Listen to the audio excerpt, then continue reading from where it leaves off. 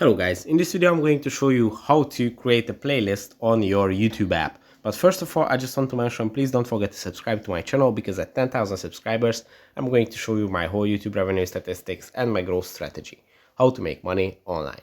So let's jump into it. First, open the YouTube app, then go to the library section.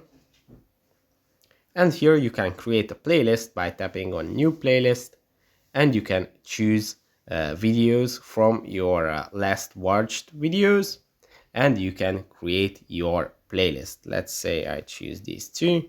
Next, here you can add the title of your video, and you can set your playlist, and you can set your playlist to public, which means that anyone can search for it and view the playlist. You can set it to unlisted, which means that anyone with the link can view it, or you can set it to private, which means that only you can view this playlist.